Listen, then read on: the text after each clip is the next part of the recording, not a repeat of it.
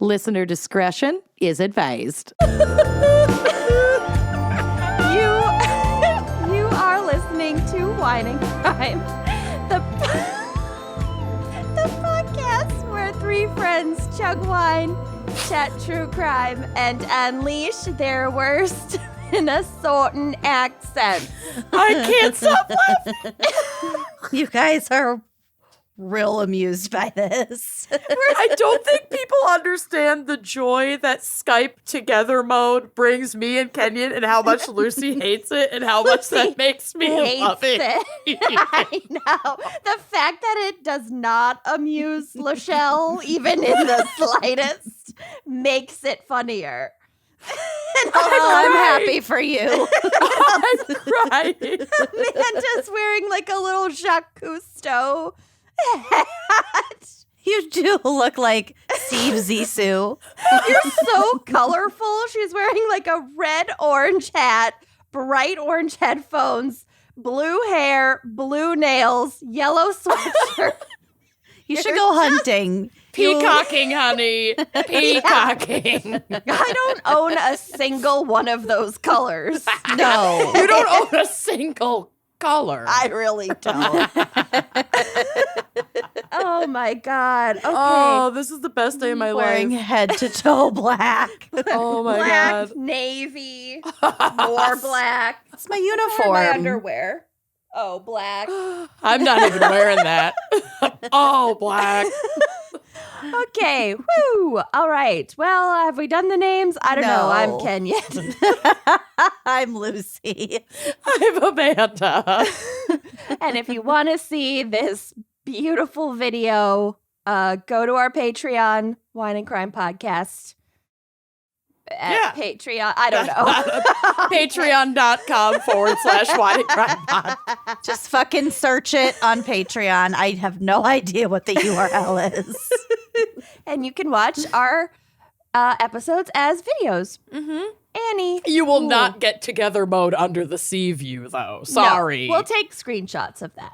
Oh, yeah. You're not missing much. You're missing so much. All right. Take a screenshot right now. This week, we have a very special fan pick brought to you by an anonymous fan picker. Ooh. I'm going to get to the topic real quick, and then we'll get to their shout out. So the topic is handwriting analysis. Yes. Which I- They let us choose whatever we wanted. And I have been so fucking excited for this topic. I'm so excited for this topic, and also I cannot believe it took us this long to get to it. We've done like the fingerprint one, but I also cannot believe we hadn't done handwriting analysis. Because this until was now. one of the like first ideas we thought on of. our spreadsheet. Yeah. 100 years ago. Yeah, I know. So we finally were given the space to choose it. And thank you very much, Anonymous. And Anonymous would like to bring attention to the Yavapai Humane Trappers. Yavapai. Yavapai Humane Oh, Trappers. Yavapai. Yavapai? I'll take a Yeah. pie. Oh, Yavapai. Okay. Yavapai Humane Trappers and Trackers, which is a small nonprofit group that tracks down, humanely traps, and rescues animals that are lost from home or strays that need help. Cool. Love love that. that. I love a stray that needs help. I follow them on Facebook now, and they have the most heartwarming updates. Oh, Cute. So this person's sister lost her dog during a move. No, Can that you is imagine? a nightmare. No, I'd lose my fucking mind. Yeah. And the small dedicated team used every resource available and worked day and night to find her dog. And they are encouraging our listeners to check out this organization and consider donating to support them and their work saving animals in Arizona. That's awesome. I love Yeah. that so much. And it's spelled Yavapai, Yavapai. Yavapai. And the website is yavapaihumanetrappers.org. So cool. Yeah. Good work. Check that out. That's amazing. Zach's parents had a neighbor who lost a dog for like 2 weeks or something. Ugh. Like they were all hanging out on their big property, and somewhere in the distance, like a gun went off or like a car backfired, some loud noise, and the dog just like bolted into the woods, and they couldn't find him. And it was like terrible weather. There was a big storm, everything. And then like 2 weeks later, somebody else found him pretty far away.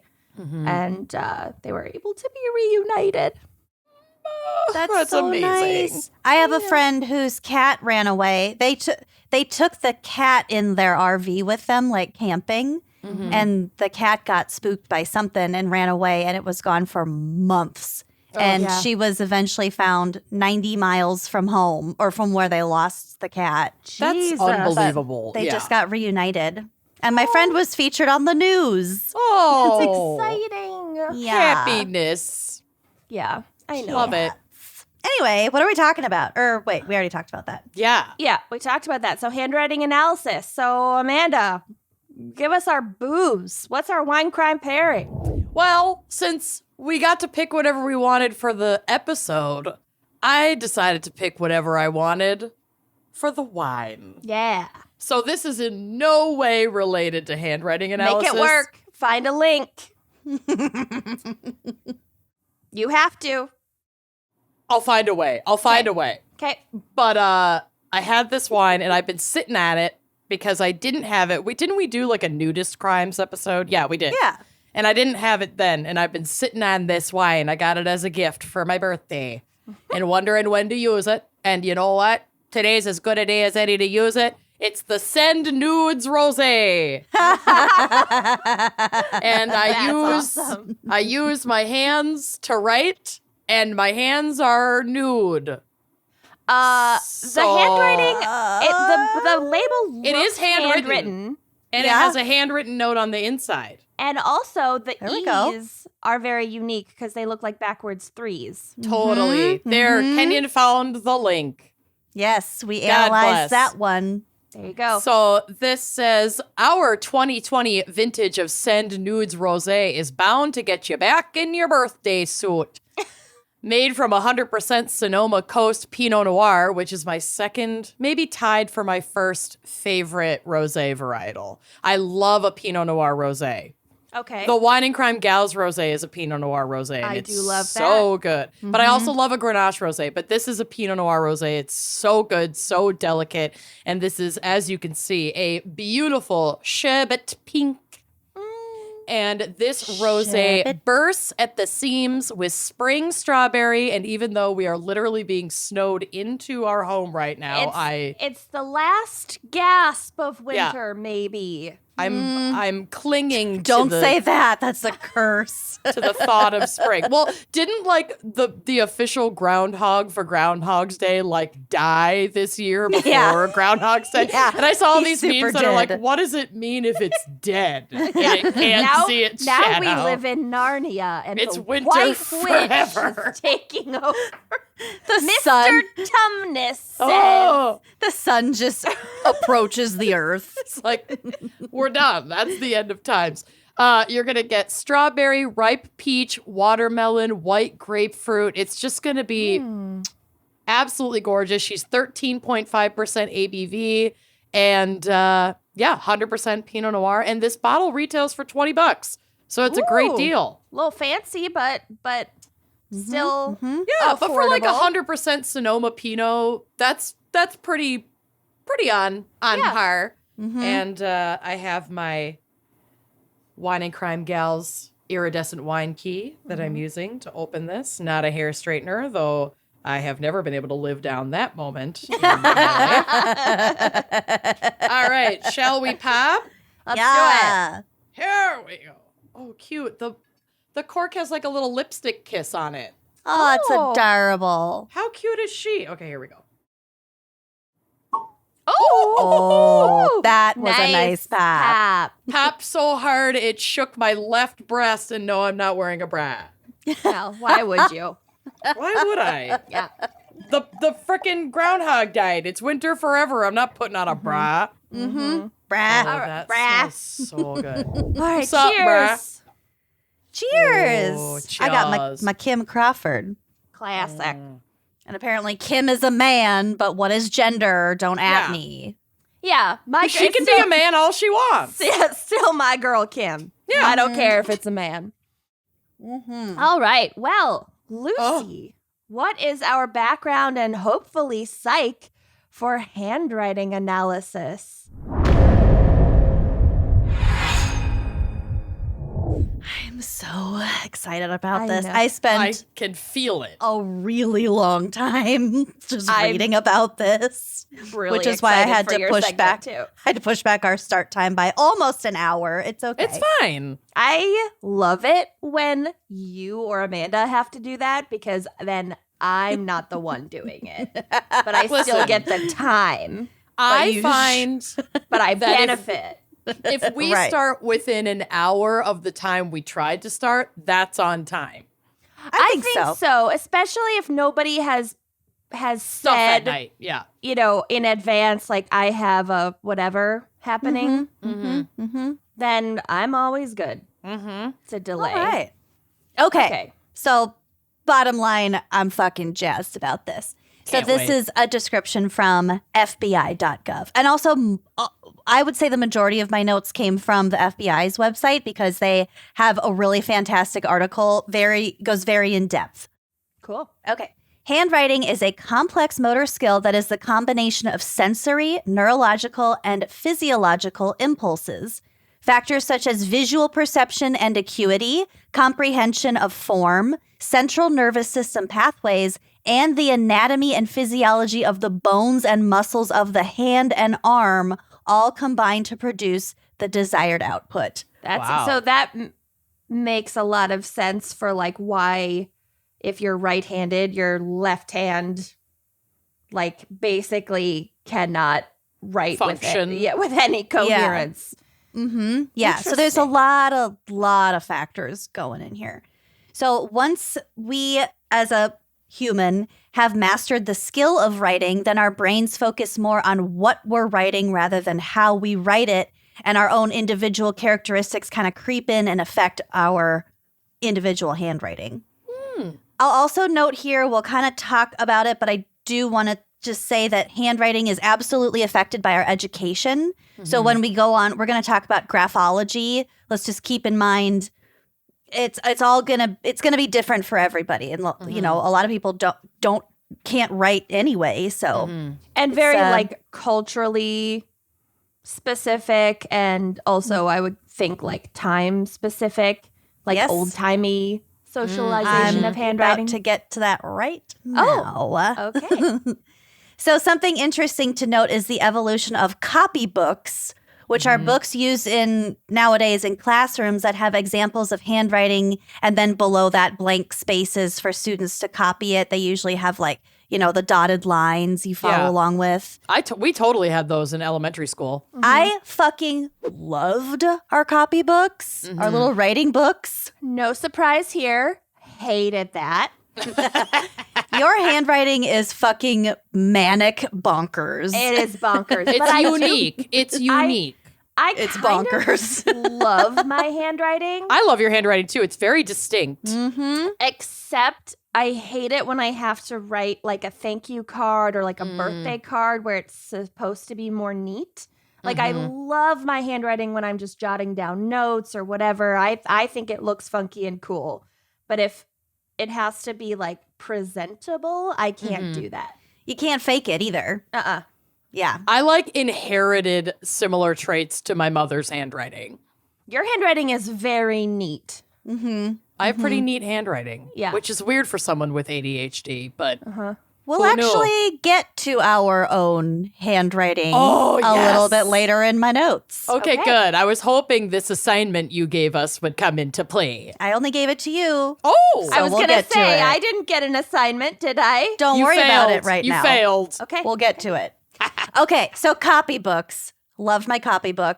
So the first one was published in the year 1540 by Giovanni Battista Palatino, and it was called New Book for Learning to Write. Okay. Pretty Riveting. straightforward. Yep, love it.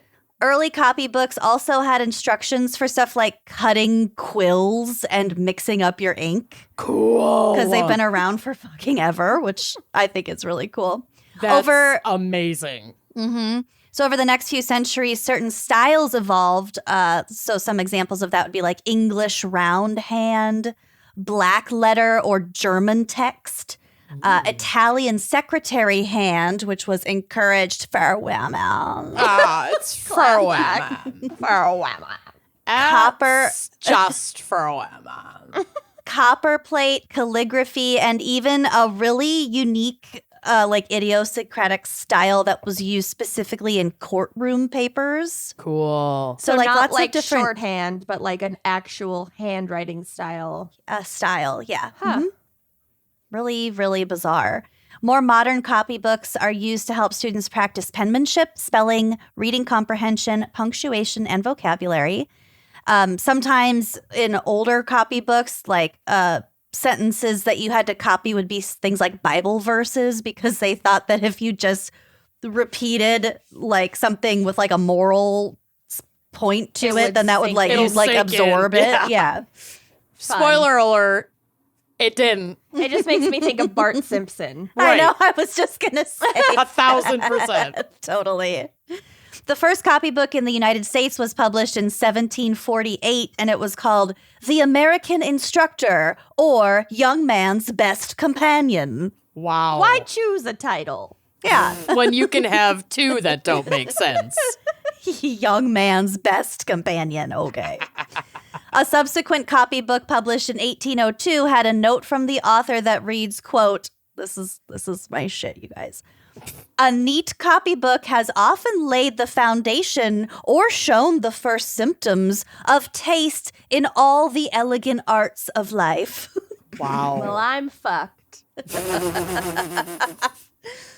So like I said, so things like copybooks and like classroom learning to write gives us our style characteristics, whereas later we develop our individual characteristics, and that's our unique handwriting.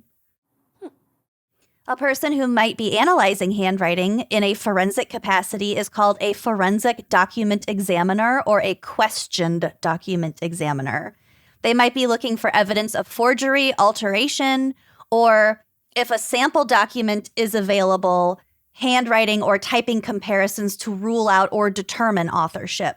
So we don't always have a sample of like a suspect's regular writing to compare something to. So it's not always like, does this match? Sometimes it's literally just like, what traits do we think someone who wrote this might have?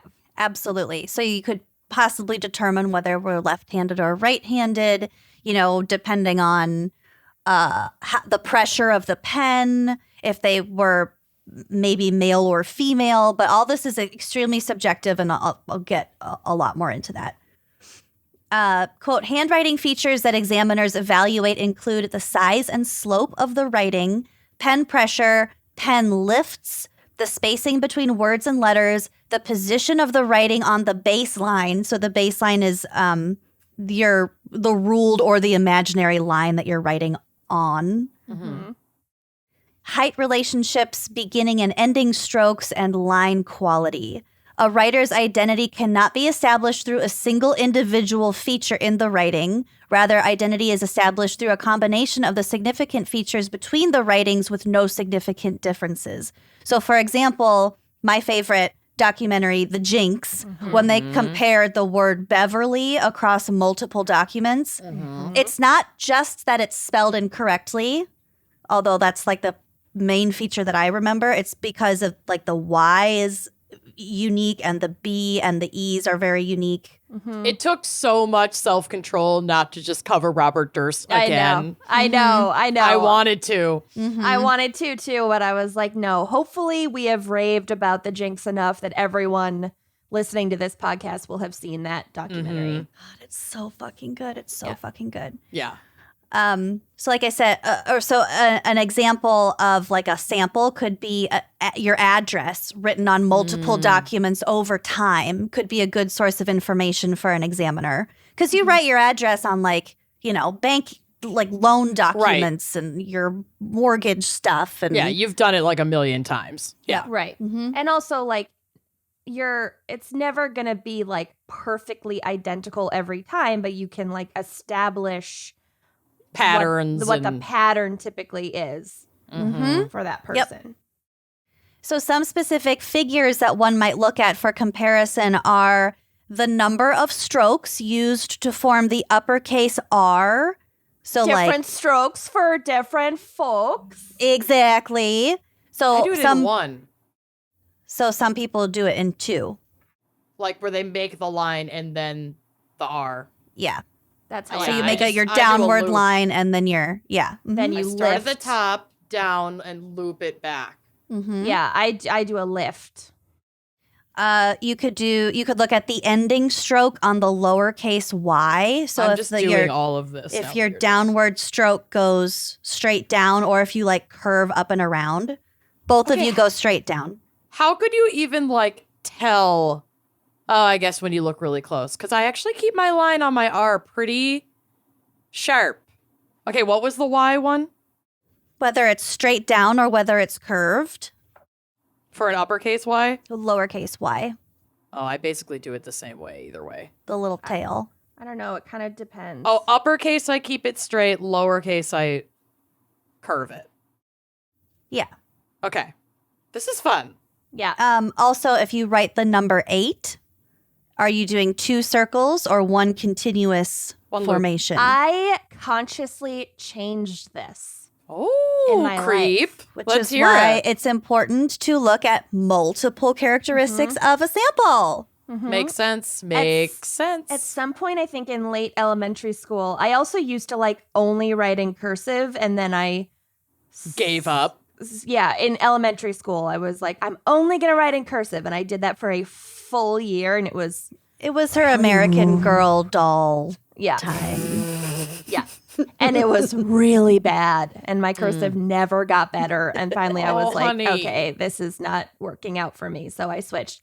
But the same thing with 8. At one point, I went from going like infinity symbol to 2 circles. Mhm. I usually do 2 circles, but it depends on if I'm in a rush. Mm. Oh, So Good point. an examiner might be able to identify that a signature was traced if the 2 samples look too similar, or if one clearly has varying pen pressure and the other does not.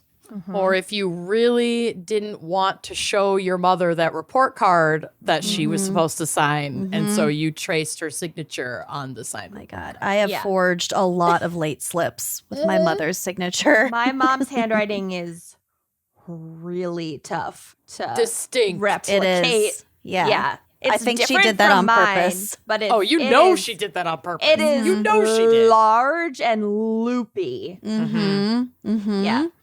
She And knew. and she definitely has some of those pen lifts. Like Oh, yeah. she's got flourishes, She's got curly cues. garlands, Yeah. if you will. Okay. That's what I they call will. it. That's Thank what they you. call it. Yeah. All right. Okay, so there's a principle of individuality that forms the basis for handwriting analysis. That is, no 2 writers share the same combination of handwriting characteristics given sufficient quantity and quality of writing to compare. There have been multiple studies comparing the handwriting of twins and other individuals of multiple births. So here again is from the FBI. Twins typically share the same environmental influences, study in the same school systems at the same time, and in the case of identical twins, share the same DNA. Therefore, one would expect the handwriting of twins to be more similar than the writings of any other individuals. Makes sense.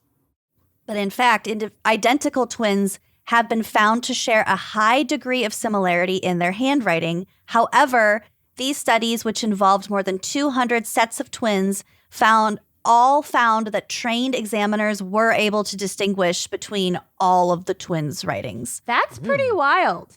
So they're different, but it's not different.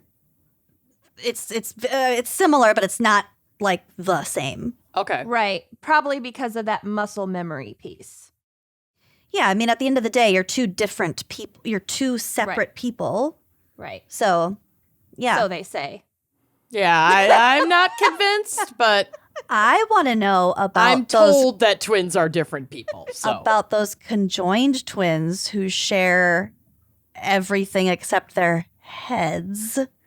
One Well, of them they- writes with one hand and the other writes with the other hand. Oh, really? Cool. I didn't know that. That's Well, amazing. Then they would have different handwriting. They have two different brains and they use opposite hands. My guess would be that they have pretty different handwriting, the same as it would be for like siblings and not even twins necessarily. Sure.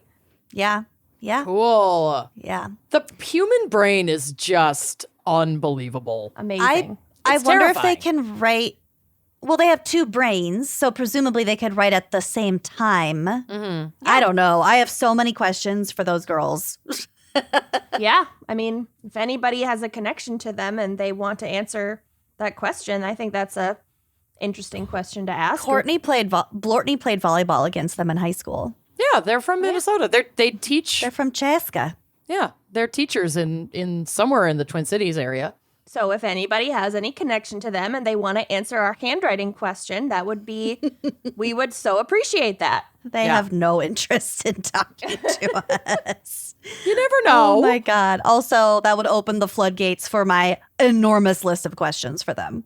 Let's chill. Yeah, let them live their lives. Yeah, that's what I'm saying. Yeah. Let's back off because I wouldn't If be able they to Clearly write can't to us- control herself. We will handle that email, Yep. not you. Yep. Okay, That's moving the on. safest bet. So there's at least one computer program that can be used to identify an author based on their handwriting, and this program is called Cedar Fox. It was Cedar created, Falls, Fox. Cedar Falls. It was created in a study that took writing samples from 1,500 individuals, all from the United States, all of varying gender, age, ethnicities, and backgrounds. This study put all of this information into a database and thereby created Cedar Fox and found that the program could, quote, extract macro features such as slant, word proportion, and measures of pen pressure, writing movement, and stroke formation from the entire document or from a paragraph in the document or from a word in the document. Wow. The document being each person's sample. Sure. It was also used to extract micro features such as gradient, structural, and concavity features at the character level of the document. Based on only a few macro and micro features, the authors established that the writer of a particular sample can be identified with 98% confidence. Wow. That's incredible. Mm-hmm. Yeah. It's literally more accurate than like fucking tooth impressions. Right? Well, tooth impressions are not accurate. Right. As I we mean, now they're learned. highly controversial. Right? Mm-hmm. Mm-hmm. So we have this principle of individuality, but we also must take into consideration that no human can recreate exactly the same handwriting multiple times. So there will always be variation. Mm-hmm. As a result of the neuromuscular process, some variation in style or formation is expected. Variation is an integral part of an individual's writing. It describes the changes and deviations, often minute, that are found in repeated samples of one person's writing. More specifically, variation refers to the different ways that a writer makes each letter or character. This variation is normal and serves as an added factor to personalized and individualized writing. So variations come with a person writing at different speeds, in different contexts, on different materials, with different instruments. Like there are a million factors that can contribute to Different variations. levels of concentration or like urgency, probably. Also, what audience they might be writing for, like you were saying with the birthday card. Thank you notes and yeah. Mm-hmm. Honestly, Makes my sense. handwriting gets like worse when I have to write. You're under pressure. Because I'm When I'm really thinking trying about it. to make it look half decent, and then it just Fails miserably. Can I just quick anecdote? yeah. So, Allie Ward, my hero, and maybe she's my friend. She sent me some what was it? Like a hazelnut liqueur for Christmas. Luck. And Sounds like a friend. I didn't get anything I didn't from send Allie. you shit. No. Kenyon's, we did our Secret Santa, and then Kenyon went overboard and sent everyone a gift, and it was all like individually wrapped. I went insane. Overboard to the point where I thanked her for sending me bananagrams, and she said, I didn't send you that. And I said, well, it was wrapped in the box you sent me, so I think you sent me this. And she said, oh, well, then you're welcome. It's like, honey. You went insane for like 3-ish months late last year where you were. I'm not gonna deny it. I was. But I fucking love concerned bananagrams. I'm about so grateful that your mania resulted in that gift for me. I don't know what happened. I bought gifts. I bought know gifts what for happened. everyone, honey. I bought gifts for my neighbor. I bought gifts for all my cousins. Oh I my bought- God. Yeah. Nope. No. I don't know. I don't fucking know. Anyway, so Allie Ward sent this to me along with a beautiful if you follow her social media, she writes the topic and like a little description for every single episode in this really cool, like flowy, flourishy, chalkboardy. It's just like her handwriting is so cool. Her entire fucking Christmas letter that she sent with the liqueur was written exactly like that. Wow. I think she had like colored pencils. She like did little What an things. angel. Just, like, She also has like 10 jobs and a huge hit podcast. I don't know how she does she has it. a TV show. I will She never. just got married. I'll Yeah. never accomplish anything close as to any much of as that. she does in like 1 month, Yeah. I would be proud to accomplish in 1 year. In a lifetime. Yeah. Yeah. A And she has lifetime. impeccable handwriting. Well, gosh darn Some it. people just get all the blessings, don't they? I know. Okay. Hashtag blessed. BLEST. Blessed. I'm just writing down random words that we're saying. Hashtag blessed. Yeah, I just wrote down hashtag blessed. Okay, so how does a document examiner examine documents? Let's say you have a bank robber who passes a note to the teller, and we're examining said note. And there are 2 examples on the drive, which will be on the blog that I put on here that we're kind of talking about here. So you might first determine whether the note was naturally prepared, as in written in the person's regular handwriting, or if that note was intentionally distorted. Mm-hmm. So I have examples of both. You can kind of tell. Should One we of them's look at like your On the pictures? drive. Yeah. They're on the drive, which will be on the Oh, blog. yeah. So intentionally distorted. It almost looks written with like a left hand.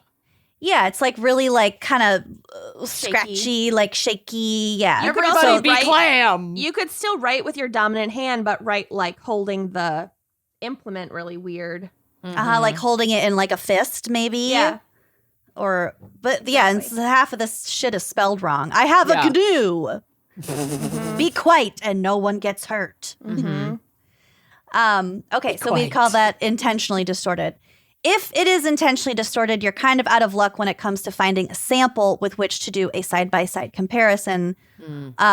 Otherwise, they might take the bank robbery note and compare it with, for example, a loan application from the same subject or whatever we'd already talked about.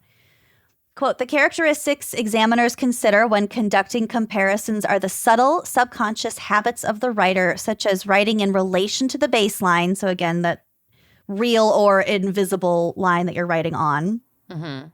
The overall formation of the letters, the heights of the letters in relation to one another, the manner of connecting letters, the size and spacing of letters, the beginning and ending strokes, pen pressure, and other handwriting characteristics.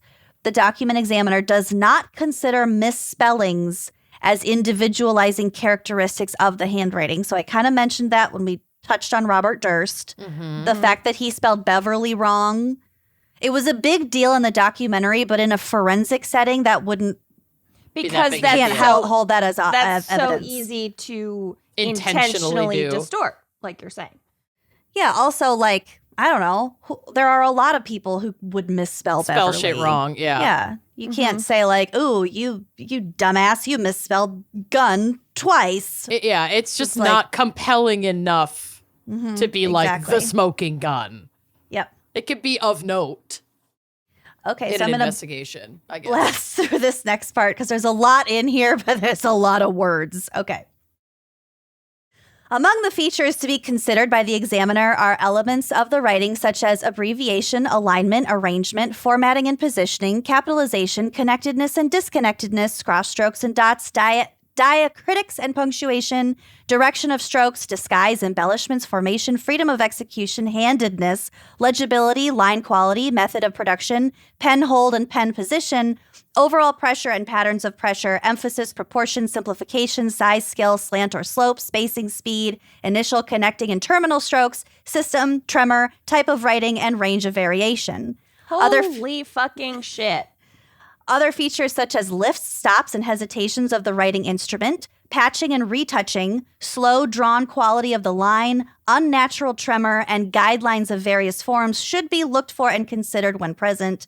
Potential limiting factors such as age, illness or injury, medication, drugs or alcohol, intoxication or withdrawal, awkward writing position, cold or heat, fatigue, haste or carelessness, nervousness, nature of the document, use of the unaccustomed hand, so your non-dominant hand, and deliberate attempt at disguise or auto forgery should be considered because they may not represent the natural handwriting of the individual. So basically, if, like, for example, if somebody is, like, dying and writing the name of their killer in blood, that's probably going to be different handwriting than what they'd write on, like, a check. So, yes. And just like that, I no longer have any interest in learning about this. No! I can't follow all of that. That's like, I'm still interested in learning about it. Do you want me to repeat it? No. There was like one brief flicker in my head where I was like, oh, this is so cool. I want to study this. I wonder if I can. Nope. Oh, I got more excited. Yeah, So, of course you did. Of course you did. Professional document examiners go through like a 2+ year course Nope. where they learn. I mean, it's like a serious, it's a major thing. There's a lot to learn. Yeah, sounds like it. Okay, so related to handwriting analysis is graphology, which is, and this is a quote from my lover, the inference of character from a person's handwriting. The theory underlying graphology is that handwriting is an expression of personality, hence a systemic analysis of the way words and letters are formed can reveal traits of personality. Graphologists note such elements as the size of individual letters and the degree and regularity of slanting, ornamentation, angularity, and curvature. Other basic considerations are the general appearance and impression of the writing, the pressure of upward and downward strokes, and the smoothness of the writing. For example, analytic graphologists interpret large handwriting as a sign of ambition and small handwriting as a sign of pedantry. Graphologists have cautioned that the validity of handwriting analysis can be subverted by such considerations as myopia and the loss of motor control. In general, the scientific basis for graphological interpretations of personality is questionable. This is a controversial, it's essentially a horoscope. Yes, So- actually, quick anecdote. So, when Scott and I were sent to environmental camp Oh, wow. by Wow. mainly my mother, who convinced his mother to send us there because it was like the outdoorsy camp that my mom went to as a kid. I went there with you guys for at No. least part of it. No, you didn't. Not this one. This was Oh. an overnight camp. Oh, no. I didn't do Awkward. overnight. Yeah. No. No, this was, and we fucking hated it. Long Lake Conservation Camp. That's where it was. It was horrible. And anyway, lots of like team building, and it was just there Ish. were bugs, and everything felt like grass. It was horrible. So what? It was grass. I know. Everything we hated Everything it. felt like grass. grass. Because there was like the presence of grass. Just the worst. So, Just we the worst. we went, and Scott and I like immediately were our little weirdo selves. And at the end of the camp, like the second to last night or something, we slept not in the cabins but in like tents in the field. I can't picture this at all. I know, it was the one and only time we ever did anything like this. And The one time Kenyon slept outside. I think it was like 8 nights long, this camp. Like it was not It felt like a year. That is a year. That's a really long time. Yeah. So, of course, everything's fucking gendered. They made Scott stay in like a tent with other boys, and I had to stay in a tent with other girls. And I was bored, and I had like gotten some handwriting analysis book, but I hadn't like actually read it cover to cover. I had just kind of flicked through it. You read enough. Yeah. We were in... I think enough to give you confidence about it. We were going into 7th grade. It was the summer between 6th and 7th grade. And it was almost the end of camp. And I just was like, I'm going to analyze all of your handwriting. So right up. all the other girls in the tent. $20 a reading. Basically, I should have charged. But I Our just little had like entrepreneur. observed all of their personalities already because we'd been together for a week. So I just nailed it. You're a swindler. I was just You're the Tinder charlatan. swindler. You are the Tinder swindler. Yeah, you're a charlatan. Yes, correct. And then when Want some snake oil? then when all These the parents goat balls will fix your erection. Ew. lose a lover, I have an amulet for that. When She does, though. when all the parents came Lose a lover. to pick us up, they like handed out awards and they would announce the name of the award. They were like superlatives, basically. Oh, no. And there were all normal ones except for me and Scott. All of them were like Miss Congeniality, like normal ass fucking awards. Most helpful. Yeah. Best attitude. Yeah, exactly. Like Oh, somebody God. who won this competition, whatever. And then they were like, and the handwriting analysis award goes to, and my mom and Denise just looked at each other and they were like, Kenyon. Yep. They knew. They just knew. They're probably doing a seance. Oh my God, they're doing a seance. So that was camp. And Scott, the whole time we were at that camp, Scott wrote letters not to his mom about how much he hated it, but to my mom. Well, yeah, because it was her fault that you were even there. I That know. perfectly tracks. I It's a know. hello, mudda, hello, father kind of a My thing. mom saved them all. She has all of them saved. They're priceless. Oh, no. What was Scott's award? Scott's award was Oh, no. No. What was it? Just queer. No. basically it was the Wet Swimming Trunks Award. What? What does that mean? He refused to go swimming like on the second day because his swimming trunks were still wet from the day before. So he was like, I'm not doing I'm it. not doing that. My trunks are wet. I'm not going swimming. And everybody was like, they're just gonna get wet though. And he was like, no. Not today. Not today, they're not. You dumb bitch. Not today, they're not.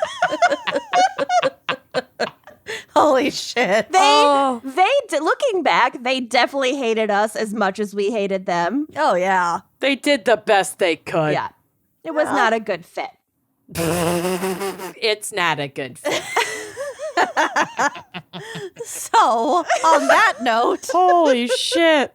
graphology is mostly considered a pseudoscience, controversial at best, but hardcore fans reason that every pen stroke is a product of the mind, and therefore, logically, any little psychological tendency can factor into one's handwriting. Well, why not? And I have some handwriting samples from the two of you, which I analyzed, and I have Yes. deduced some personality traits from said samples. From no experience Yeah, with us definitely no whatsoever. contamination with knowing us your whole life. Yep. Well, some of these I would not necessarily agree with, but I do want to say that Kenyon's sample I have from the 3-page document that you texted to us that were pros and cons of going on tour during the Omicron variant outbreak. Mm-hmm. And We Amanda decided no. Yeah. clearly. And I had to ask Amanda for a sample because I didn't even know what the fuck her handwriting really looked like. And she wrote on a note card, The quick brown fox jumps over the neighbor's dong with an ejaculating penis. What? Well, I think the types of samples Spat tells out. a lot. Tells a as real well. story. It's a complicated tapestry over here. Yep. A 3-page pros and cons list versus jumps That over quick the prawn neighbor's facts. dog. Jumps over the neighbor's dong. What? And my handwriting sample was a to-do list that I wrote several weeks ago. And the Yeah. only thing I got done on that to-do list apparently was getting a spray tan. This sounds so real. That's the realest fucking thing.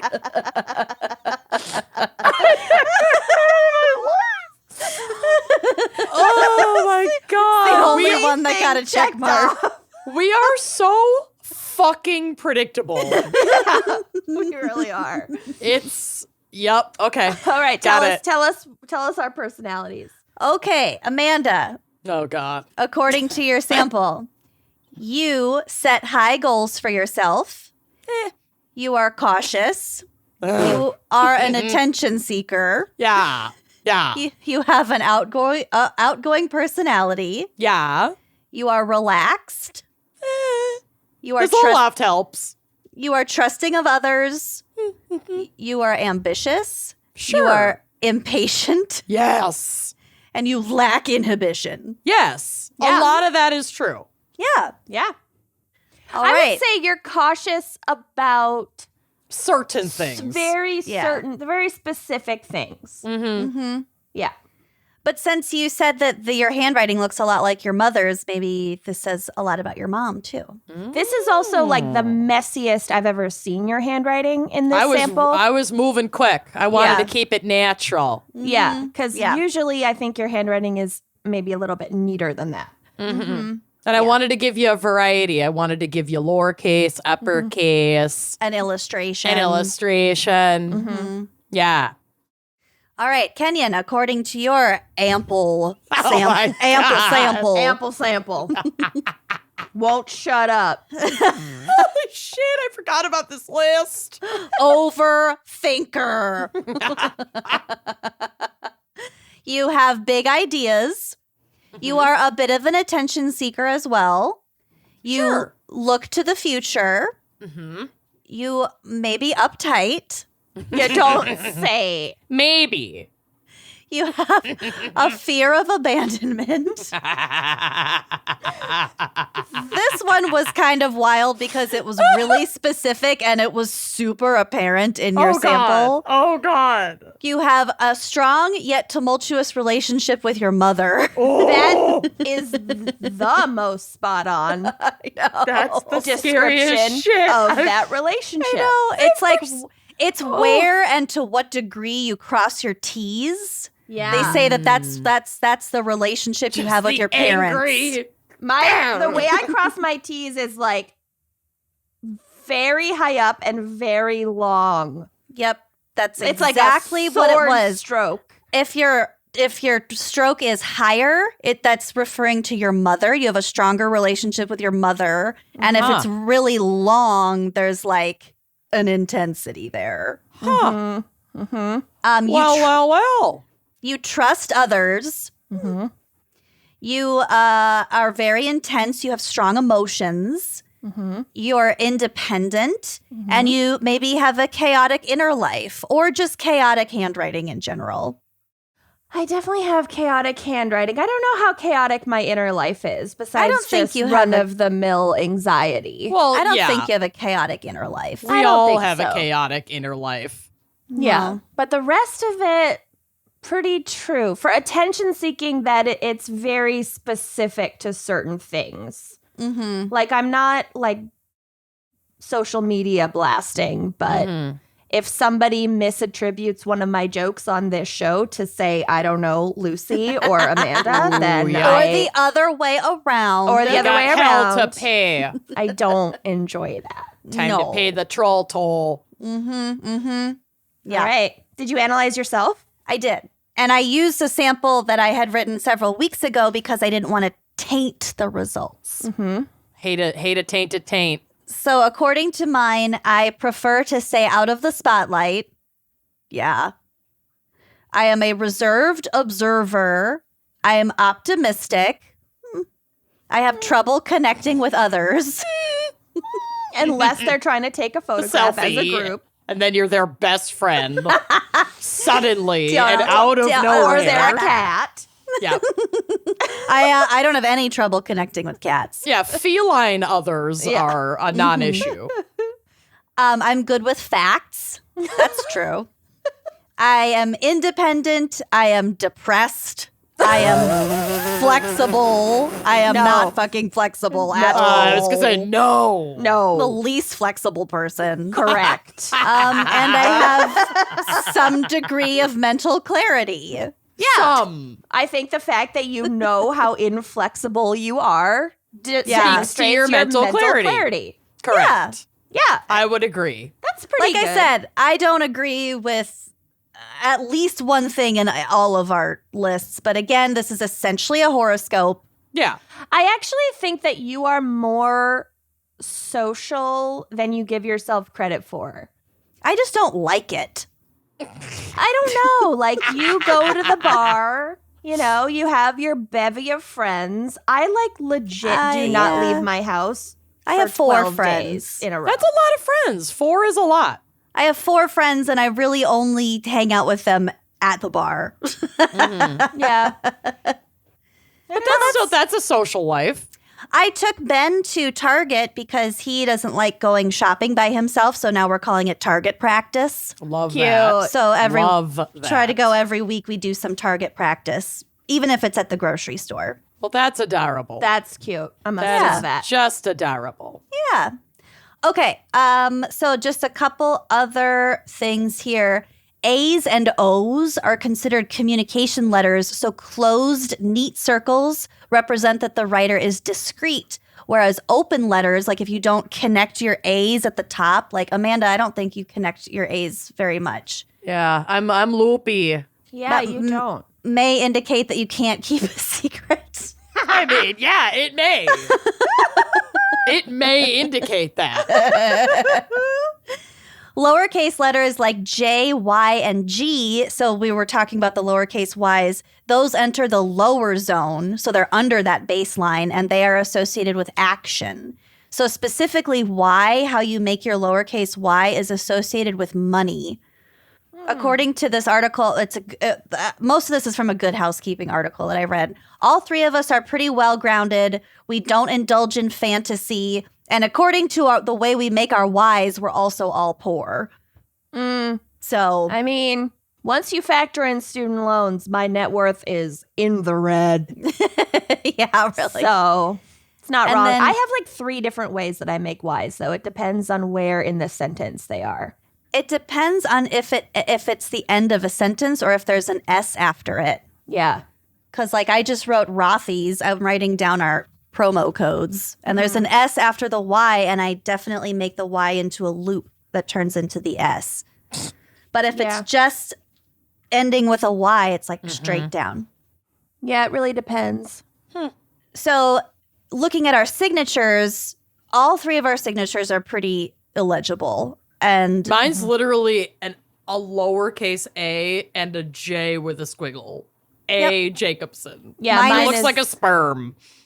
I did not change my signature when I changed my name after getting married. That's how illegible it is. Yeah, Lucy's is literally just like some squiggles. Mine is a giant K and a giant L with a dot. So, yeah. Okay, so all 3 of ours are pretty illegible, which indicate that we don't want others to know what's going on inside of our heads.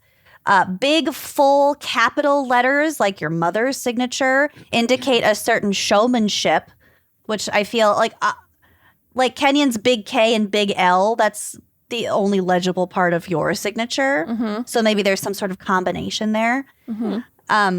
But legibility indicates that you have nothing to hide. So clearly we are full of secrets. See, my mom's signature, you can read every letter in her name. Yeah. And her name is long, like Elizabeth A lot of fucking letters in that bitch.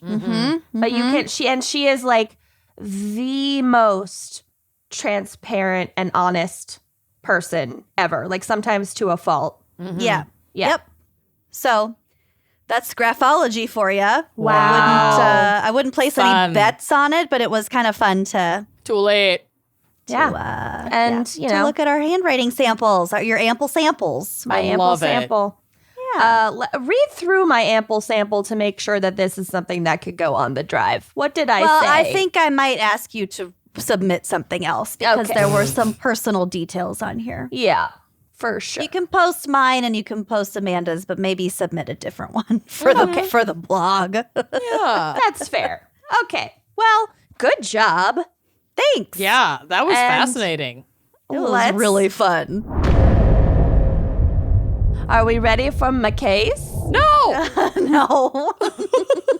It's how to say? It's Oh, no. it's Oh, God. juicy until you realize how sad it is. Oh, great. Okay, cool. Yeah. Thank you. Sad and juicy, like tears. It works. Oh, wow. Okay. So, Diana Haun had once dreamed of achieving fame and fortune as a model. Didn't we all? I literally never did. There's one dream I've never had. But in 1996, when she was 36 years old, her fledgling modeling career had long since fizzled out because we all know that women cease being sexual objects at 32. Well, right. According to Cease society. being seen. Yeah. You're an Yeah. old shoe at that point. So she was working as a deli clerk at a Vaughn's supermarket in Oxnard, California, which, like, I don't know what it is about that name, but Hate it. hate, I don't like it. hate the name of that town. And this was not far from the town where she had grown up. But she did not have to depend entirely on her grocery store paycheck to get by. She also had an annuity worth over $1 million, which was resulting from an injury she had sustained back in high school when she was a basketball player. And Wow. at first I was like, you know, really? $1 million for your high school But then when I read about what the injury bad it was. it was actually What extremely happened? Did she get to keep it? Oh, no. God. Did you keep it?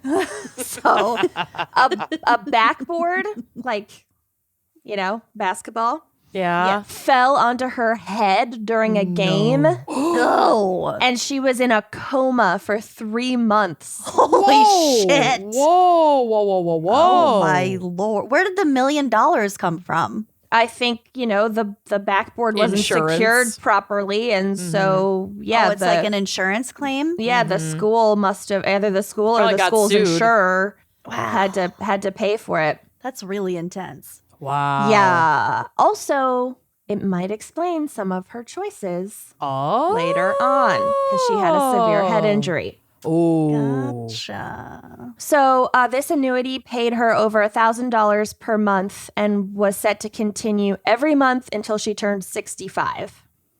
So instead of getting a lump sum, she got $1,000 a month, basically for life. And she called JG Wentworth 877 Yeah. cash now.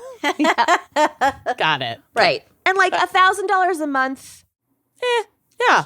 Ca- It's not nothing, but It's it's, not nothing. It's It's not also- a livable wage. It's not going to be a livable down wage. payment on a house, you know, Fuck like if no. you just want all that money to like invest in something. Yeah, you're still going to have to work. It's a nice little extra. Mm-hmm. It's you a know. bonus. Yeah, exactly.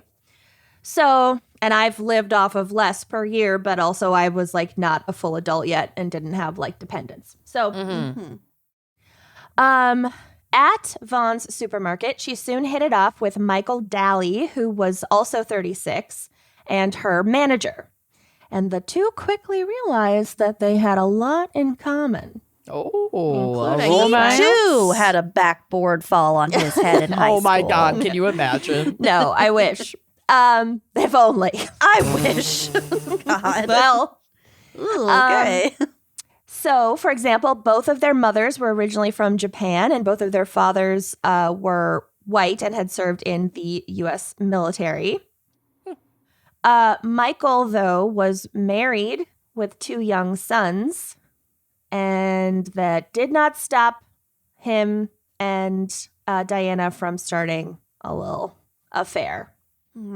Got it. Also, according to their coworkers, they were not shy about this affair, and they were pretty conspicuous. There was lots of like flirting at work. It was just out there. Yeah. To the point where in March of 1996, they vacationed together in Mexico.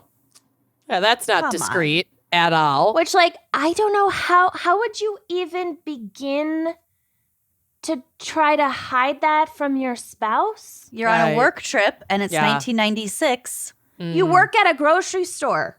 Okay, well, that's True. out. You come home with a fucking sunburn. I'd be like, what the fuck? I don't know. I just don't understand people that can cheat like that and have I don't either. long-term affairs. I don't. But to Lucy's Get it. point, it was probably easier to be conspicuous and like live, and we've talked about this so many times, live like a second life without the existence of social media and just like your Cell bros keep your phones, internet. secrets and Right. you know, Right. it Yeah, just maybe he said he was happens. going on a boys' trip Right, somewhere. Right. Yeah. Who knows? It's shady as all hell, but it's doable. Yeah. I don't like it, but No. Yeah. Do I I not could probably like get it. away with it if I wanted Yeah. to. Correct. In 96. Yeah. So Michael had been with his wife, Sherry Renee Guess, her maiden name was Guess, since high school. As teenagers, Sherry was outgoing and active in Girl Scouts and the 4-H club. Oh, gal. Both active in the FFA. Not actually, but just 4-H, but you have to say it. And Michael was charming and well-liked. His classmates kind of racistly, because this was in the, 70s and 80s, called him Hawaiian Mike.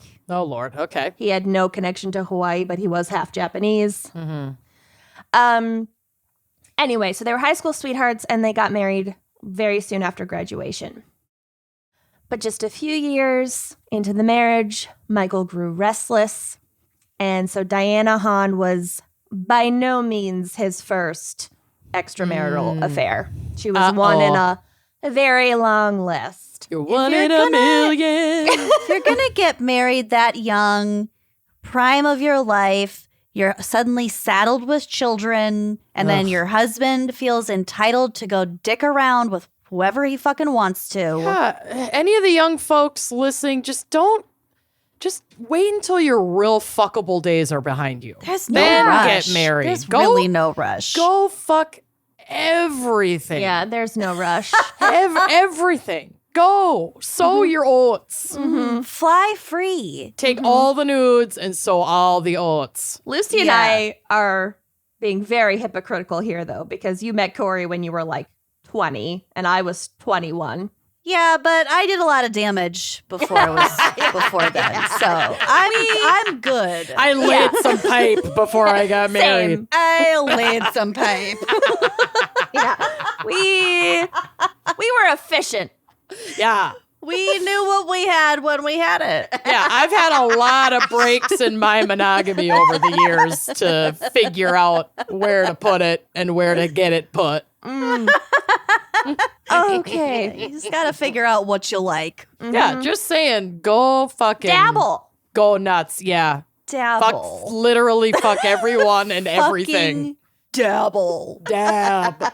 Dabble like there's no tomorrow. Because there may not be a tomorrow. Go dabble. Bro. Okay, so I'm so sad. Okay, go ahead. I'm so sad for her, for this person. Yeah. So an acquaintance of the couple would later recall of Michael and Sherry's marriage that it was, quote, marked by her fidelity and Michael's infidelity. Great. That's super healthy. Love Balanced. I like that. Yeah. it. A balanced breakfast right there. So in addition to his numerous, romantic affairs, Michael also frequently patronized sex workers and also developed a regular cocaine habit. So Healthy. not devoting all of his discretionary funds to his 2 children. Sherry, who stayed home with their 2 sons, also ran a daycare business. So she was just home with children all of the time. God And bless her. she remained devoted to her husband, even as he began spending less and less time at home, off getting his rocks off with sex workers and girlfriends and coke dealers. Hopelessly devoted to you. To douche. I don't know why I am just full of the music today, but Yeah. I'm letting it flow. Yeah, you have the like spirit in you. I have the spirit in me. So Michael and Diana, the co-worker, soon decided that they were not content to continue their relationship as just a clandestine affair. They needed to get Michael out of his marriage. Wow. And so okay. rather than filing for divorce, Yeah, there are so many ways to get out of a marriage. like Primarily saying, the way I want out, of this marriage. That's all you gotta say. God. Yeah, it's not hard. Yeah. It's expensive, but it's not hard. Right. And it might not even be that expensive. Right. It doesn't necessarily have to be expensive if both sides are just amicable and It's just not do not it. like he was made of money either. He fucking was a manager at a grocery store. You know? So, Michael and Diana hatched an elaborate plot that involved Diana disguising herself as a police officer Oh, this is going to be good. and pretending to place Sherry, the wife, under arrest Ugh. because Sherry didn't know Diana. You know? Oh my God. What could wouldn't- go wrong? She here? wouldn't This recognize is- her. Yeah, this is bad. This is bad. Presumably so that Sherry would allow herself to be handcuffed and placed into the back of a car without resisting, Good which Lord. is horrific. That is, Yeah. this is So, fucked up. Kidnapping. Cool. This is great. Literally kidnapping. And it worked. Great. So on May 6th, 1996, Diana arrested Sherry in a Target parking lot, Target practice, and placed her in the back of a car that she had rented the day before. So not Good Diana's Lord. actual car. She rented the car. Then she drove Sherry to another location where she beat and stabbed her to death. Oh my, my God. What the fuck? I told you it was really fucking sad. Jesus. It's that just went from fucking 0 to 1,000 Yeah. so fast. It's not even juicy yet. I thought Well- the juice would come first. Good Lord. Yeah. Yeah. Jesus. And Holy Michael shit. wasn't even there. Oh, that Piece of fucking shit. coward. He was probably with a third woman. I mean, It was a cowardly thing. It was like he didn't want to get caught, so he let Diana do all the dirty work. yep. Very Men. dirty work. Men are not worth it. No. So meanwhile, Michael reported his wife missing and played the part of a distressed husband. For a while, Sure. investigators seemed to buy it. But rather than fucking cool it in their pants for a few months and lay low to avoid suspicion, instead, Michael and Diana continued their affair even more brazenly. Oh my God. Who would suspect a thing? So stupid. Everything about this is so fucking dumb. Yeah. 5 days after Sherry's disappearance, Michael brought his jet ski into a repair shop with Diana by his side. I Ish. hate him Because any so grieving much. husband and father would take Go the get time their jet ski repaired. less than a week after his wife's disappearance. Ugh. Fuck off, dude. Fuck off. I mean, jet skis are fun, but Jet skis are super fun. you should be Yes. planning a funeral. This is not an anti-jet ski No. advertisement in any way, shape, or form. I'm pro jet ski. 1,000% pro jet ski. I am gotta- anti this fucking guy, though. you got to clip that thing to your life jacket, though, in case Yeah. you fall off. Yeah, Kills the motor. rip cord. Yeah. Yeah. Okay. We So- do water sports. Yeah. It's literally. Yeah. Yeah. Yeah. I love jet skis because you don't have to physically do much. Not much. No. You just sit. It's great. We're athletes. You don't even have to stand. It's We pretty love perfect. Aquatic stuff. Water starts. Spirits. So anyway, also telltale fucking sign, he began to get rid of his wife's possessions while she was still missing. Like, Curious. I love a good clean out, but like, Too soon, boss. Yeah. so soon investigators narrowed their focus to Michael and Diana. Before long, they had found witnesses who remembered seeing Diana purchase a blonde wig, fake police badge, and handcuffs that she used in the fake arrest. It's a coincidence, I'm sure. It's for socks. Witnesses uncut jawline. It's for Uncle John. Uncle Joe. Don't even get me started on Uncle John. Uncle Jim's. I couldn't stop saying it the other day. I was just musing Uncle Joe. Uncut jawline. Damien, I was just softies musing Uncle John. For women. For women. Uncle John.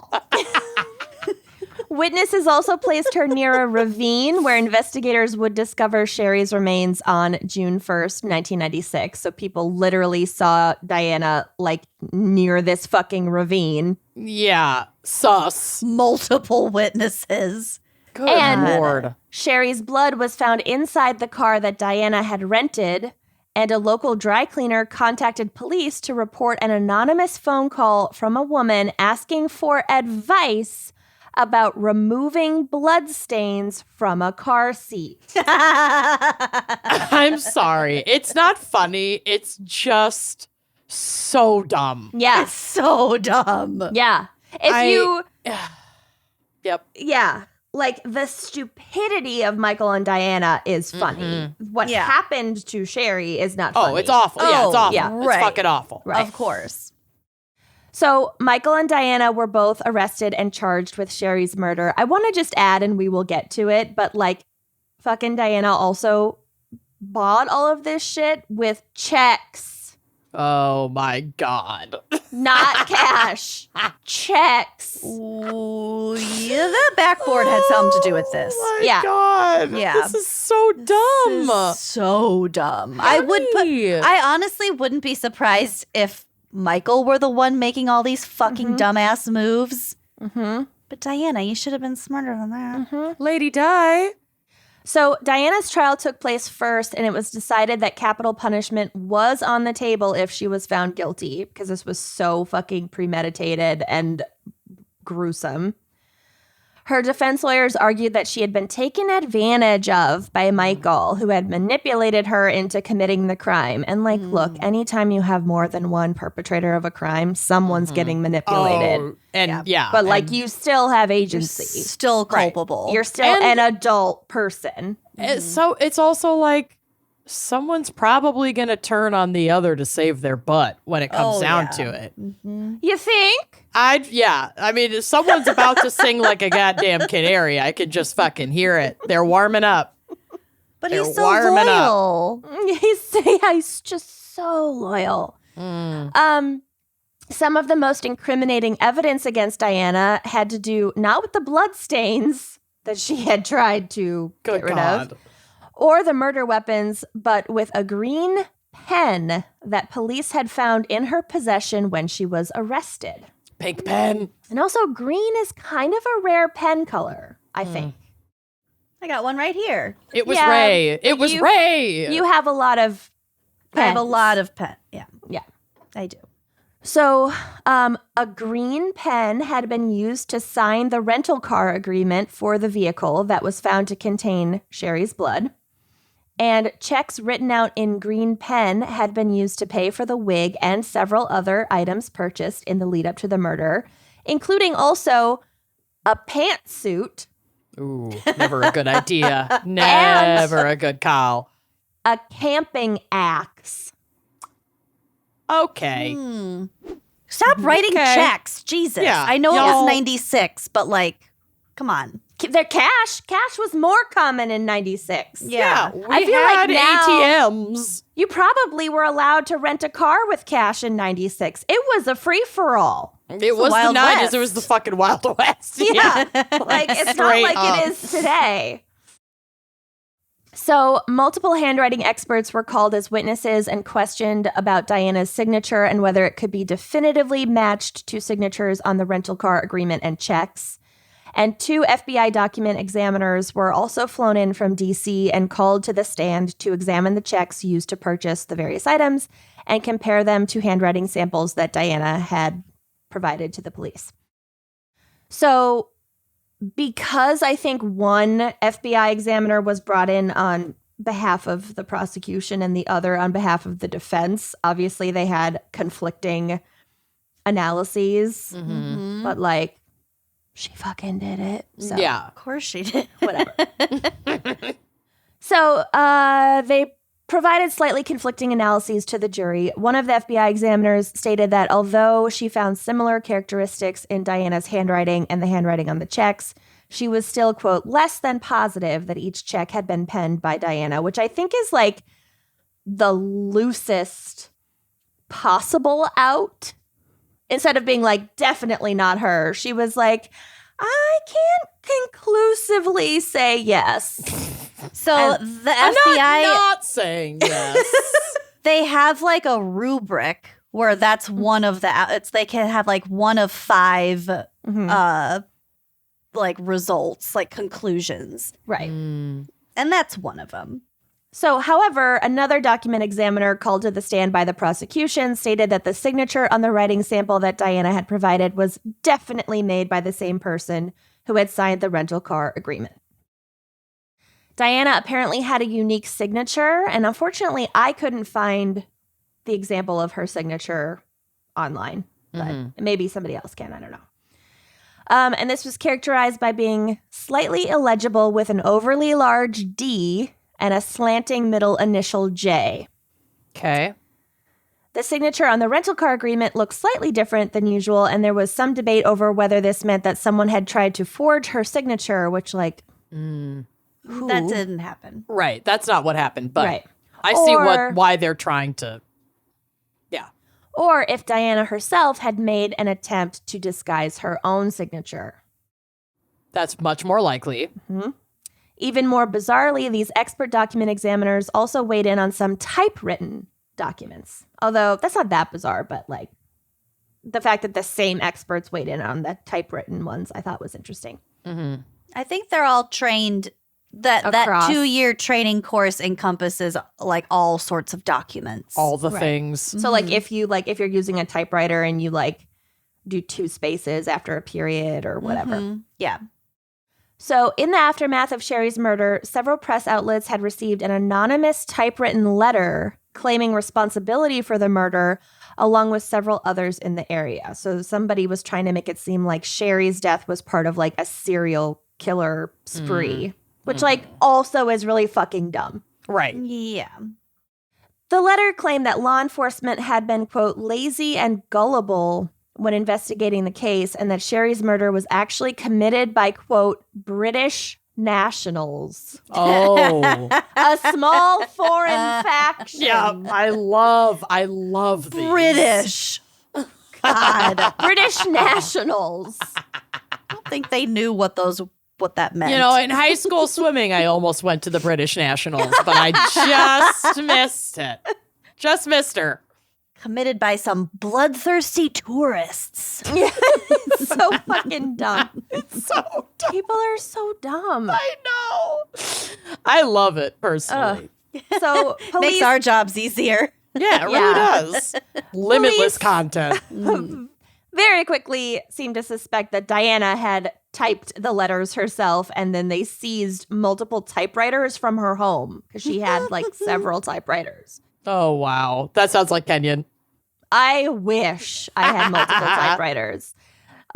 Zach has a student right now who's writing a novel, and On That's a all I can- typewriter. that's all I can say about that, but on a typewriter, and it's really cute. That's my God. adorable. Why work that hard? It's so much easier to use a computer. Well, it's cute. It's cute.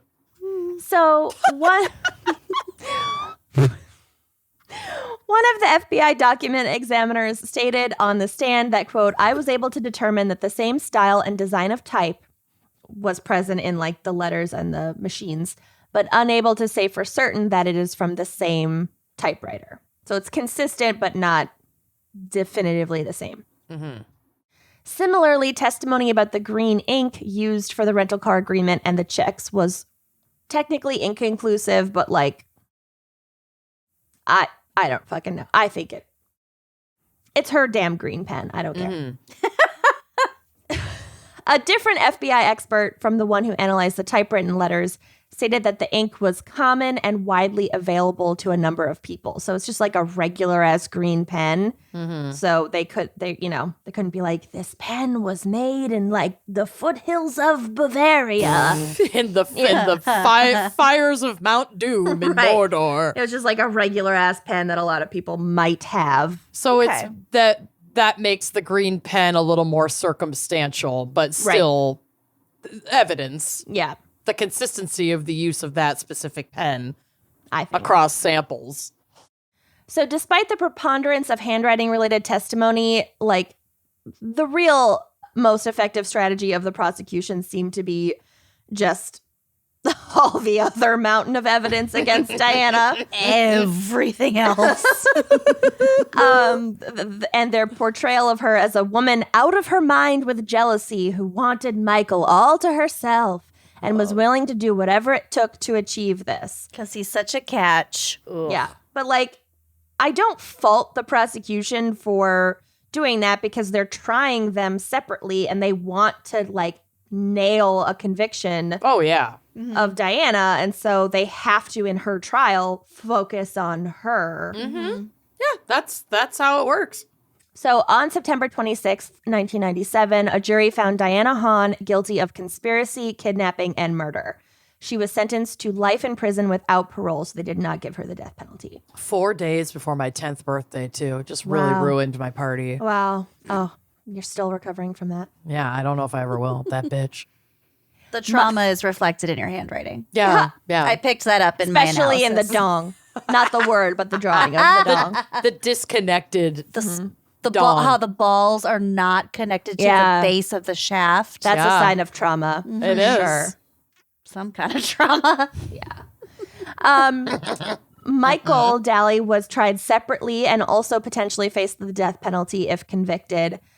However, there was pretty much no forensic evidence tied to him, like tying him to the crime.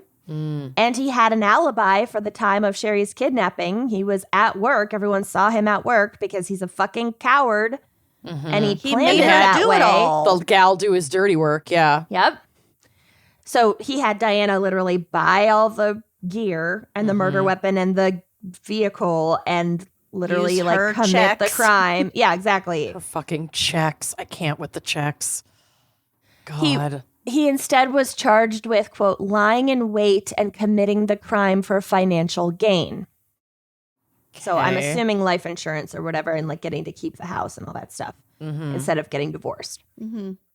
His defense attorney pointed to Diana's basketball injury settlement money as evidence that Michael had not plotted the murder to gain access to Sherry's life insurance settlement. So the defense was saying like, why would he need the life insurance when Diana, his Makes girlfriend, $1,000 a month. it makes $12,000 a year?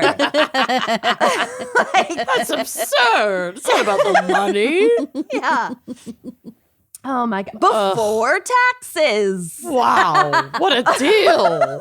Like, Jesus Christ. Shouldn't we all be so lucky as to be in a coma for 3 months? Yeah. Yeah. So the defense actually, that'd be amazing. literally tried to claim at trial So that well he rested. could have just left Sherry to be with Diana, who, quote, had enough money to support them both. Yeah, okay. Okay. I mean, even in the 90s, that's a stretch. Yeah. And he's got 2 kids. It's absurd. So his attorney also said to the jury of his client, quote, he is not a good person. But just because he frequents, and then they use this word prostitutes, just because he smoked rock cocaine, Wow. just because he did not treat his wife the way she ought to be treated, that does not make him a murderer. That makes me a lawyer who's totally given up. It's like the most classic defense. It really is. Like, he's a last piece legs. of shit, but he didn't kill anybody. Yeah. Let him go. So the defense also just tried to put everything on Diana, who had already been convicted, and make it seem like this was entirely cooked up by her and Michael didn't know about it and all this stuff. And so the defense saved his harshest words for Diana, claiming, quote, "It was all her. This plan was designed, conceived, and carried out by this psycho, crazed, whacked out witch, Wow. Diana Haun." Holy shit. Whacked out witch. Yeah. I kind of Put like that that. on my tombstone. Yeah, I like that. And actually, there were several allegations of witchcraft in both trials, Love it. The fuck? including one of their coworkers at the grocery store. They hung out in the back of the schoolyard at recess making potions Oh my god, I and would be in such sacrificing deep each shit. other. I know. Imagine if there could still be accusation. I mean, we're like 4 years away from it at the Supreme Court at this point, but like there could just be accusations of witchcraft. We'd be donezo. Yeah. Be literally guilty. Imprisoned for life. So, Oh my god, they're doing a seance. They're probably doing this. Oh my God, they're doing a seance. So the coworkers at the grocery store testified that Diana told her that she was, quote, planning a human sacrifice for Michael's birthday. I mean, I love a theme. I love a theme. That should be my theme for my next birthday party. Totally. Human We'll invite your sacrifice. Human sister. sacrifice. Yeah, we'll invite Madeline. Oh, poor Madeline. So Oh my God. the prosecution called several witnesses to refute the argument that Michael had no knowledge of Diana's plans.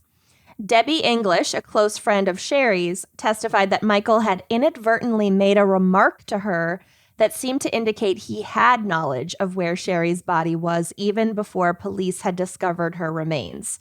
So I don't know exactly what he said about like where, but he might have like mentioned like the ravine or something like that. Or like Or past down tense. Maybe past tense, like he already knew she was dead. Well, this is about knowledge of the location of the body. So there was some offhand comment that he knew she was in the ravine or outdoors or something. Okay. Gotcha. The friend said that he had also made an offhand comment about Sherry having been, quote, snatched when she was still missing. So indicating that he knew that it was a kidnapping and not like her just leaving and disappearing. Most damningly, though, Sally Lowe, another woman with whom Michael had had an affair, because like there were a bunch of them, testified that Michael had choked her without her consent on 2 occasions and tried to coerce her into giving him money. She also, just because he had this cocaine habit, rock cocaine, whatever they called it. Rock cocaine. I think that's called crack, but Yeah. Who fine. knows? I mean, we probably look like idiots too, but I don't still, it sounds fucking ridiculous. Pretty sure it's crack. Yeah. Anyway. I don't know. It's all cocaine. It's just Right. racist descriptions. Right. So, this ex-lover said that she described how Michael discussed feeling trapped in his marriage and fantasized out loud about killing his wife. Oh, God. And he also, quote, casually asked Sally if she could ever imagine killing anyone. a question which made her feel uncomfortable at the time, but in retrospect, she believed to be Michael kind of feeling out her openness to a murder plot. Yep.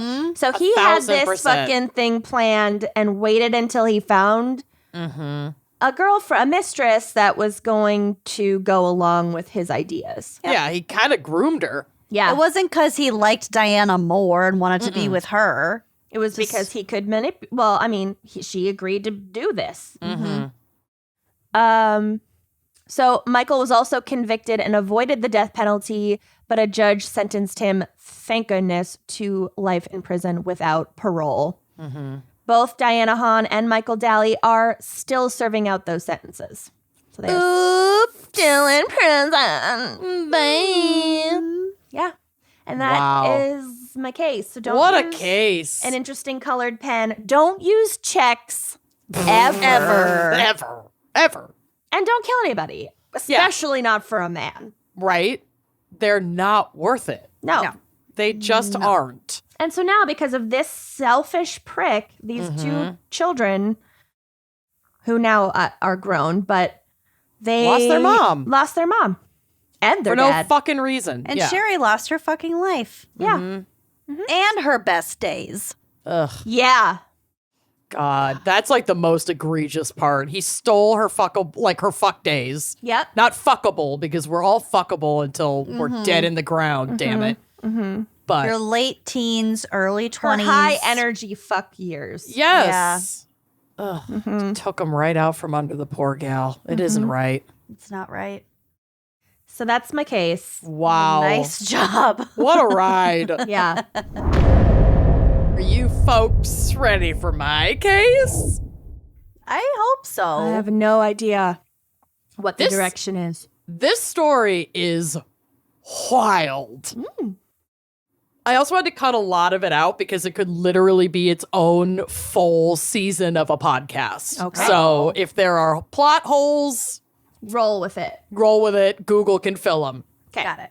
So here we go.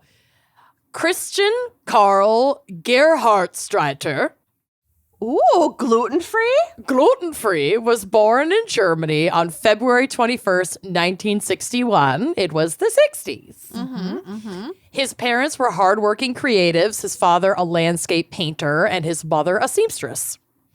He traveled to the U.S. as a teen in 1978 on a tourist visa and decided to stay and pursue the American dream.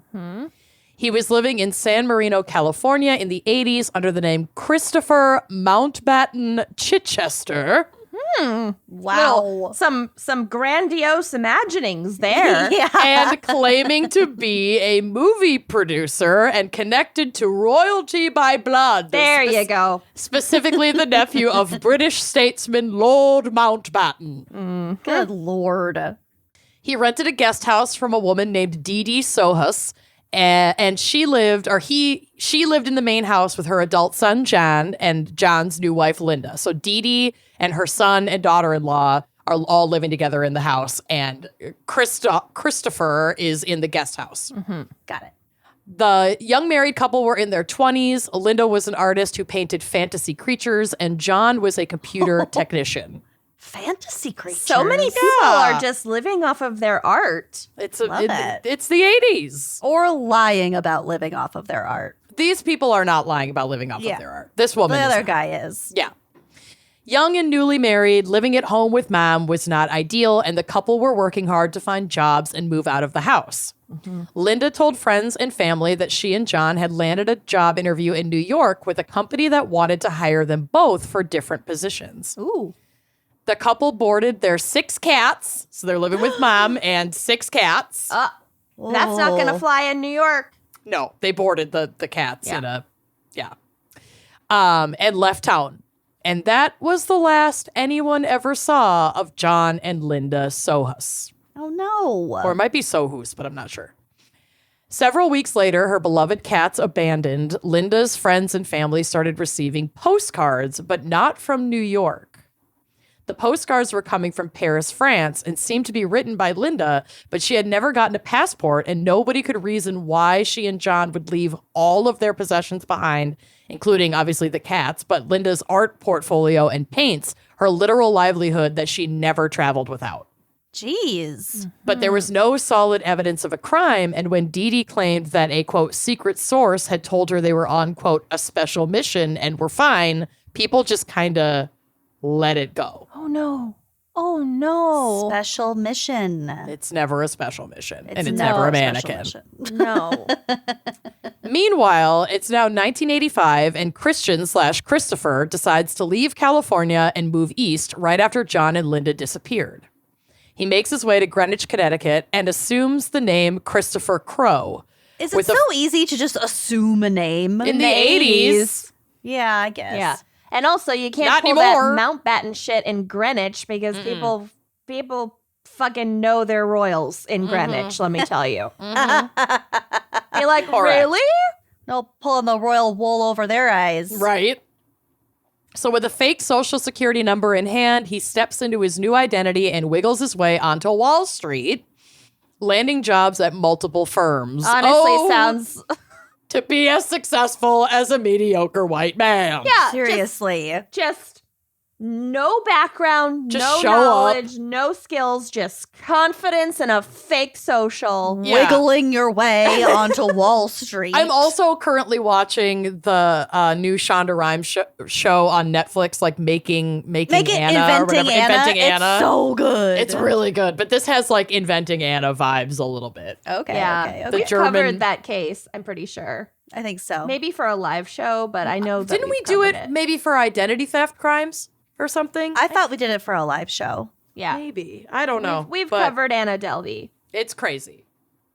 Anyway, so apparently inspired by his Wall Street success, he moved to New York City and assumed the name Clark Rockefeller. Jesus fucking Christ. And claimed to be a member of the famed Rockefeller family. This is like, so another Scott anecdote. When we were little, but like old enough to like make reservations at Applebee's for a group, and then So our old enough to moms dial would a drive us phone. and pick us up. Yeah. Scott would call and 100% of the time say his last name was Rockefeller to make the reservation. At the Chanasson Applebee's. So they'll give you the good booth at Applebee's. They were just like, Okay. hey. We also Sure, have okay. 3 birthdays in the group. It's always the We're birthday. triplets.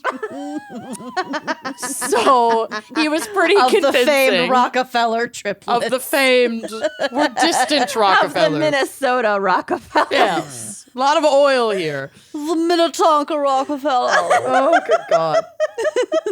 So this guy was pretty convincing. He owned an impressive collection of fine art that folks didn't know were frauds. And he dressed the part and was always seen at the finest private clubs and restaurants. He claimed a philanthropic job in finance, quote, helping third world countries manage their debts, unquote. Oh, God. Oh, And my I God. frankly have no solid clue how this man was like specifically making his money. It was a lot of different things. He seemed to be crushing it by conning his way onto Wall Street, selling fake paintings, leeching off of New York elites. Like it was a lot of different revenue streams that were all fraudulent. How stressful. I know. He married into a wealthy family in 1995. His wife, Sandra Bass, total girl boss, was a Harvard-educated executive at a management consulting firm, and I have no idea what that is. I swear rich people just make up jobs and make millions of dollars. I really don't get it. I feel like Apparently. most of management consulting is like helping companies figure out how to do layoffs. Right. Yeah. And then, like, making their money into more money. Yep. The newlyweds moved to Boston and settled in their multi-million-dollar townhome, which they escaped a few times a year to their quiet estate in Cornish, New Hampshire. Jeez. How did this guy land this Harvard-educated woman? Boss. I mean, literal he's- boss. He's not like a hideous man. There's pictures of him on the drive. He's like decent looking and allegedly very successful. So, Right. you know, And you're not doing background checks or Googling people. because Right. it's the 90s. Google had like just started to become a thing. Oh, no. He has... I do not trust this man's face. No. But he looks like a rich son Right. of a Yeah. bitch. Yeah. Right. So, they were living like fucking rich people. And they had a daughter in 2001. And in an untraditional arrangement, Christian/Christopher/Clark stayed home to raise her while Sandra worked. But the marriage fizzled in 2007, and Sandra filed for divorce, got custody of their daughter, and paid her husband an almost $1 million settlement to walk away. So do we think that, it was starting to become apparent at his work that he didn't know what the fuck he was doing and none of it was real? And so he was like, I'll be a stay-at-home dad. I bet. I don't know. It's possible. It's Yeah. very possible. There's a massive Vanity Fair article on this that's like a book. I mean, it's real long. But I got a bunch of my research through there, and it would have taken me 4 hours to read through that entire article. Well, I haven't read it, and I am speculating. Yeah, no, but it's really good. I highly recommend anybody who has some time to take a bubble bath, and read this. It's really well written. So Christian/Christopher/Clark was not happy about losing custody of his daughter, and in 2008, during a supervised visitation in Boston, kidnapped the then 7-year-old child and took off to Baltimore, Maryland.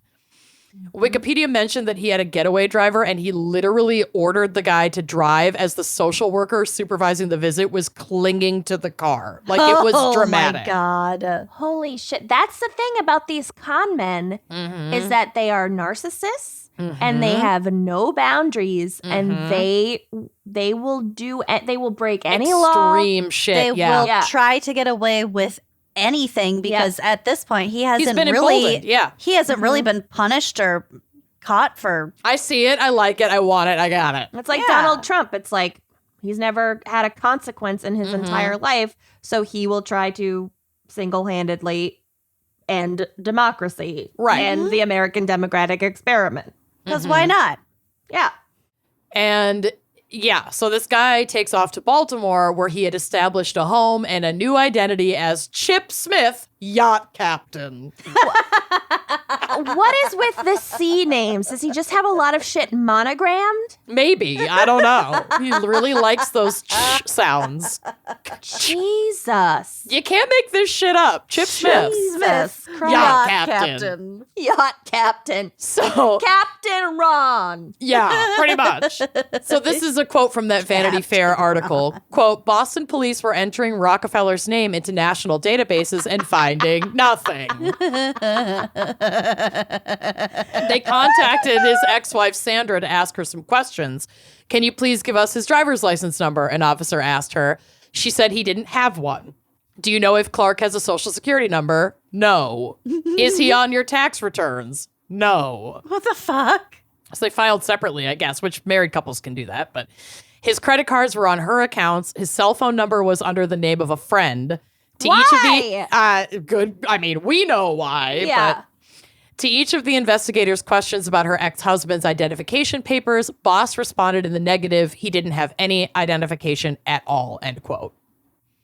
His web of lies started unfolding as the FBI stepped in and took over this case.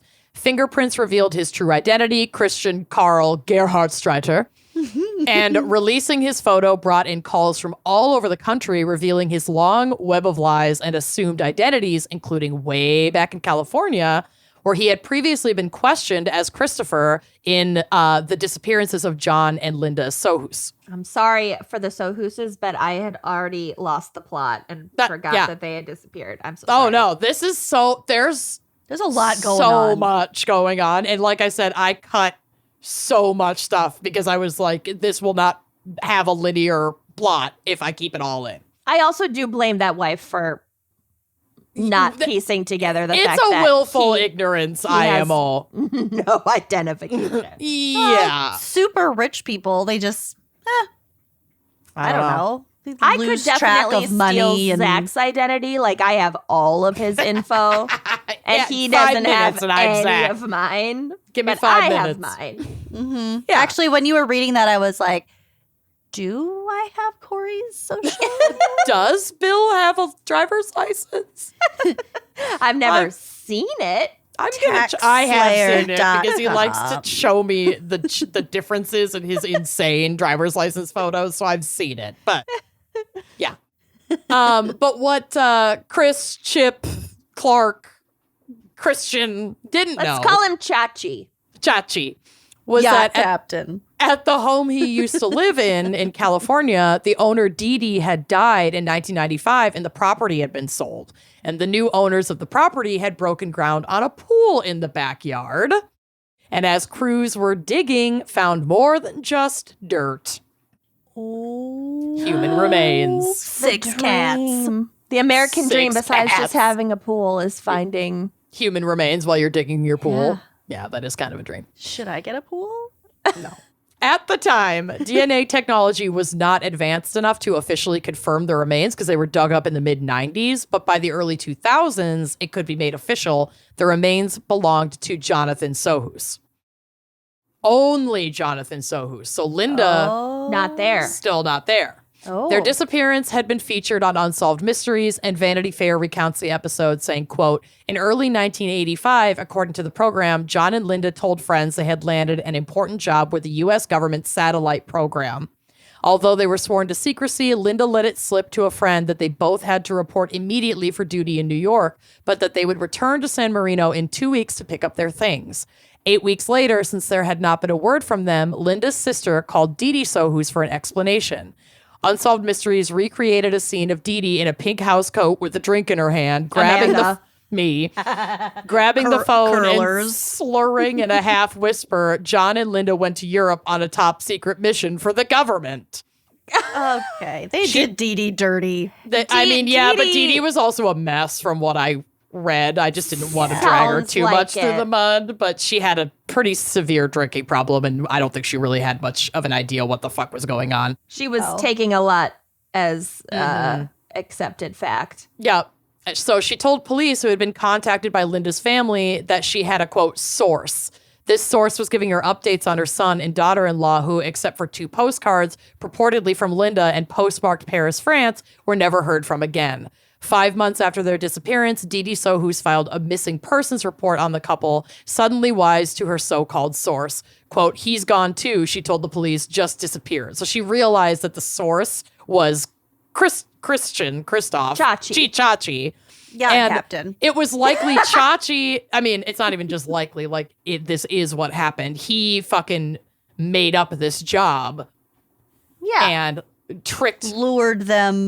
by phone, tricked them into believing this as a cover story. For what purpose I mean, is he luring them and murdering them? Maybe we'll get to it. I'm not, and we won't because he does not want to talk. Does But he just think that like Dee Dee is an easy mark, and so he wants to like get them out of the way so he can use Dee Dee? I have to believe that it was either some sort of financial gain that he thought he could access, or covering his tracks if they like found him out or some shit. That's what I was going to say. Maybe they were either of the suspicious two. of him. Yeah.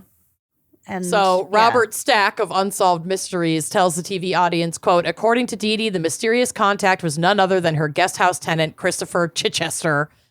That was one of the names he was using. However, he had recently moved, leaving no forwarding address. So eventually he was caught in Baltimore, because now that was kind of a flashback, and now we're back to this manhunt for this fucking guy. Eventually, he was caught when a real estate agent in Baltimore recognized, quote, Rockefeller's picture on television and called the FBI.